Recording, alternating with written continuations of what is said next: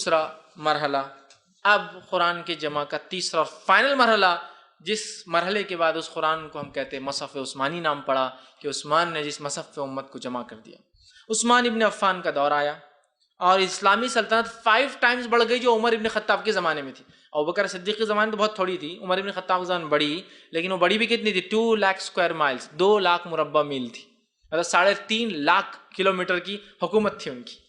لیکن حضرت عثمان کے دور میں 5 گنا بڑھ گئی، 15 لاکھ مربع 10 لاکھ مربع میل، جس کو ہم کہیں گے 10 لاکھ اسکوائر مائلز یا کلومیٹر میں اگر کیا جائے تو 16.7 لاکھ اسکوائر مائلز، تقریباً 20 سے 22 یا 23 یا 25 ملک جس میں ہوتے ہیں، اتنی بڑی ہوگا۔ اور آرمینیا اور آذربائیجان، رشیا کا جو حصہ تھا اب آزاد ہو چکا ہے، آرمینیا اور آذربائیجان کے بیچ میں مسلم فوجیں کھڑی ہیں، اور حذیفہ بن یمان رضی اللہ عنہ ایک صحابی کھڑے۔ تیسرے مرحلے کی بات ہو رہی ہے۔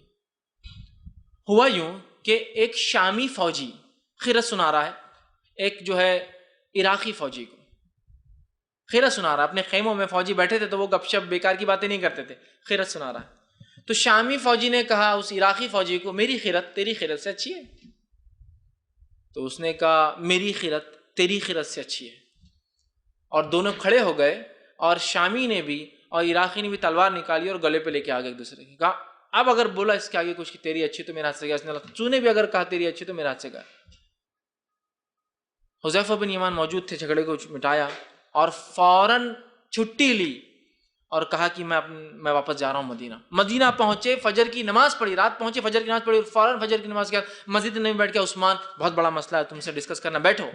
حذیفہ بن یمان یہ بہت مشہور و معروف اور جلیل القدر صحابی ہے، یمن کے رہنے والے تھے، الیمان اسی لیے ان کو کہا جاتا ہے۔ اب وہ صحابی نے کہا رکو، تو عثمان رک گئے، کہا عثمان بڑا مسئلہ ہے، میں بھی زندہ ہوں، تم بھی زندہ، اور کئی صحابہ زندہ ہے، اور یہ تابعین تلواریں نکال رہے ہیں خیرت کے اوپر، اگر ہم نے ان کو ایسے ہی چھوڑ دیا دنیا سے چلے گئے تو کاٹ دیں گے دوسرے قرآن کے پڑھنے پر، سمجھ رہے آپ؟ اور دونوں لوگ جو ہے وہ نہیں تھے جن کی زبان میں قرآن نازل ہوا، عربی تو تھی لیکن قرآن کی زبان میں نازل نہیں ہوا، اور عراق کی زبان اس زمانے میں عربی نہیں تھی، اور نہ ہی شام کی زبان عربی تھی، یہ بعد میں عربی ممالک بنے، ٹھیک۔ عربی جو زبان بولی جاتی تھی وہ تھا یمن اور مکہ، اور اس کے اطرافی کچھ قبائل عربی بولتے تھے، یاد رکھیے۔ اصل عربی زبان یمن سے شروع ہوئی، یاد رکھیے، اور انہی سے حضرت اسماعیل نے سیکھی، حاجر علیہ السلام نے سیکھی، اور پھر وہ چلتی رہی۔